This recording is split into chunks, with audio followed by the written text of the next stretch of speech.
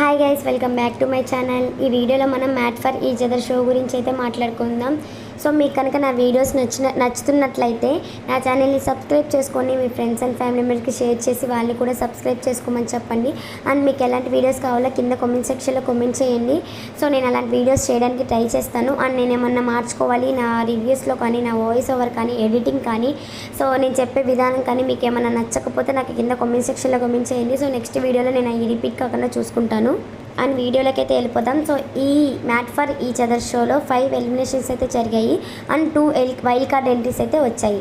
So 5 eliminations ఎవరనేది నేను ఈ వీడియోలో చెప్తాను. సో ఫస్ట్ ఎలిమినేషన్ వచ్చేసరికి మనకి నో ఎలిమినేషన్ పెట్టారు. సో నేను వీడియో కూడా చేస్తున్నాను, ఇప్పటికి కూడా అదే no elimination. And second week వచ్చేసరికి హరిత అండ్ హరీష్, సో వీళ్ళ జోడీ అయితే ఎలిమినేషన్ అయిపోయారు. సో వీళ్ళ జోడీ ఎలిమినేషన్ అవడంలో తప్పే లేదండి.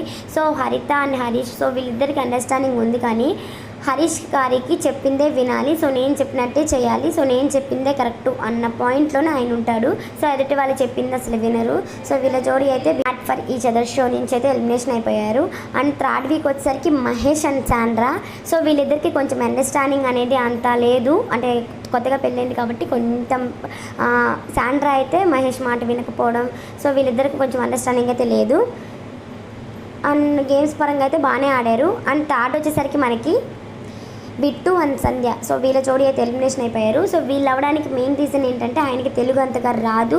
సో అందరూ కూడా తెలుగు తెలుగు తెలుగు తెలుగు అనే అంటున్నారు. అండ్ ఈయనకి కొంచెం మనం చెప్పింది కూడా ఆయన ఇంగ్లీష్లో మాట్లాడడం, ఆయన అర్థం చేసుకోవడం కూడా తక్కువగా ఉంది కాబట్టి సో వీళ్ళు కూడా ఎలిమినేషన్ అయిపోయారు. అంత వీళ్ళు ఉన్నా కూడా ఆయనకి అంత తెలుగు రాదు కాబట్టి వీళ్ళు ఎలిమినేషన్ అయిపోవడమే బెటర్. 5th వీక్ వచ్చేసరికి అంజలి అండ్ పవన్, సో వీళ్ళ జోడీ అయితే మ్యాట్ ఫర్ ఈచ్ అదర్కి మాట్లాడుకోవడానికే వచ్చారంట. సో వీళ్ళకి బయట మాట్లాడుకునేంత ఛాన్స్ లేదు, ఎవరి వర్కుల్లో వాళ్ళు బిజీగా ఉన్నారు. సో మేము ఒకరికొకరు తెలుసుకోవడానికి, మాట్లాడుకోవడానికి మాత్రమే ఇక్కడికి వచ్చారనేసి స్టార్టింగ్లోనే చెప్పారు. సో వీళ్ళైతే 5th ఎలిమినేషన్ అయిపోయారు.